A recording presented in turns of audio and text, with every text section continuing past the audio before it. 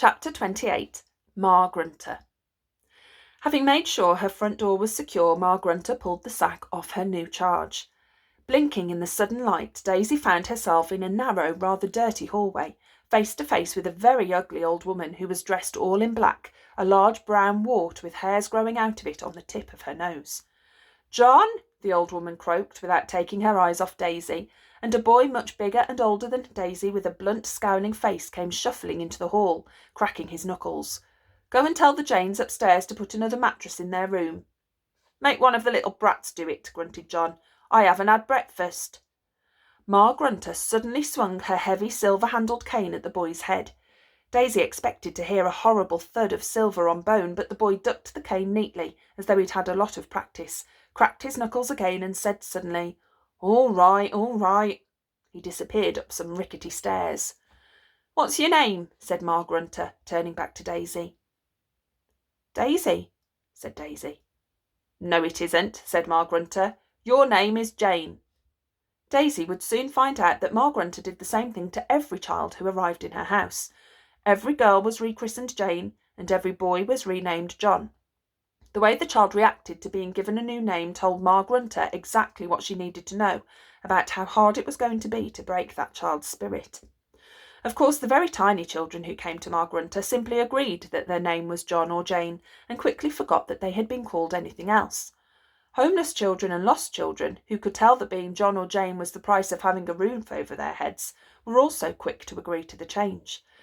But every so often Ma Grunter met a child who wouldn't accept their new name without a fight, and she knew, before Daisy even opened her mouth, that this girl was going to be one of them. There was a nasty, proud look about the newcomer, and while skinny, she looked strong, standing there in her overalls with her fists clenched. "My name is Daisy Dovetail. I was named after my mother's favourite flower." "Your mother's dead," said Ma Grunter, because she always told the children in her care that their parents were dead. It was best if the little wretches didn't think there was anybody to run away to. "That is true," said Daisy. "And so is your father," said Ma Grunter. The horrible old woman seemed to swim before Daisy's eyes. She'd had nothing to eat since the previous lunchtime, and had spent a night of terror on Prod's wagon. Nevertheless, she said in a cold, clear voice, "My father is alive. I'm Daisy Dovetail, and my father lives in Shoeville." She had to believe her father was still there. She couldn't let herself doubt it, because if her father was dead, then all light would disappear from her world forever. "No, he isn't. Your father's dead as a doornail, and your name is Jane," said Ma Grunter. "My name," began Daisy, but with a sudden whoosh, Ma Grunter's cane came swinging at her head. Daisy ducked as she had seen the big boy do, but the cane swung back again, and this time it hit Daisy painfully on the ear and knocked her sideways. "Let's try that again," said Ma Grunter. "Repeat after me. My father is dead and my name is Jane."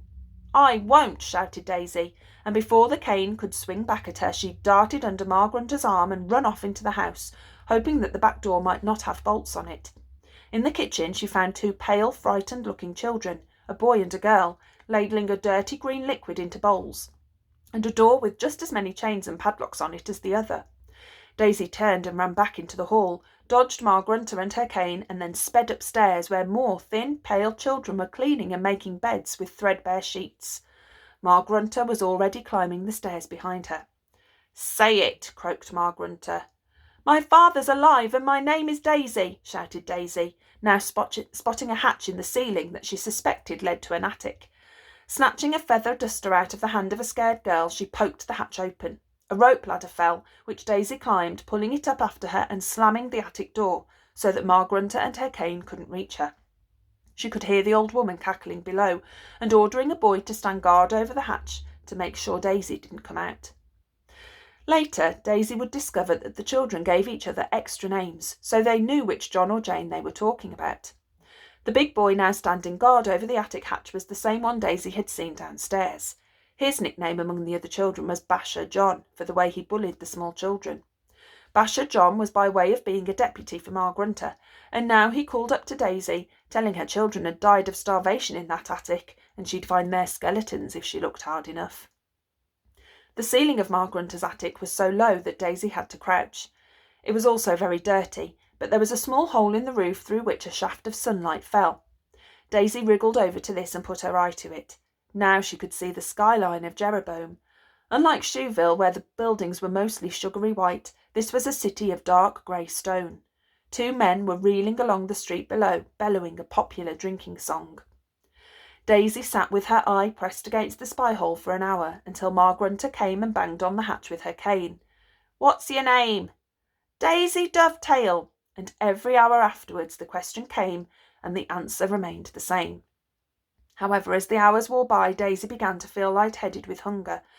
Every time she shouted Daisy Dovetail back at Ma Grunter, her voice was weaker. At last she saw through her spy-hole in the attic that it was becoming dark. She was very thirsty now, and had to face the fact that if she kept refusing to say her name was Jane, there really might be a skeleton in the attic for Basher John to frighten the other children with. And so the next time Ma Grunter banged on the attic hatch with her cane and asked what Daisy's name was, she answered, "Jane." "Very good," said Ma Grunter. "Come down here then, Jane." When Daisy was standing beside her again, the old lady cuffed her about the ear. "That's for being a nasty, lying little brat. Now go and drink your soup, wash up the bowl, and get to bed."